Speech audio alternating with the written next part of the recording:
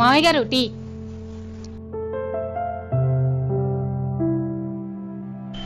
కోడల పిల్ల, ఈ రోజు టీ చాలా బాగుందమ్మా. కుదురుగా నించని చేసినప్పుడు ఎప్పుడు టీ బాగా రాలేదు మామయ్య గారు. ఈ రోజు పరిగెట్టి చేసినప్పుడే బాగా వచ్చింది. పరిగెత్తి చేసావా? ఎందుకమ్మా పరిగెత్తావు? వారం రోజుల నుంచి మన ఇంట్లో ఇంత పెద్ద ఎలక తిరుగుతుంది కదా మామయ్య గారు. అది ఈ రోజు నేను టీ పెడుతుంటే మన వంటగదిలో అటు ఇటు పరిగెడుతుంది. దాన్ని కొట్టడానికి నేను అటు ఇటు పరిగెట్టాను. అది పరిగెడుతూ మీరు తాగుతున్న టీలో పడిపోయింది మామయ్య గారు. బురదలో పడ్డ పందిలాగా ఆ టీలో పడి దొరిలింది గాని నా చేతికి మాత్రం చెక్కలేదు మామయ్య గారు. ఈ టీలో ఎలక పడిందా? ఎలకేంటి మామయ్య గారు, ఆ ఎలకను కొడదామని విసిరిన చెప్పు కూడా ఆ టీలోనే పడింది.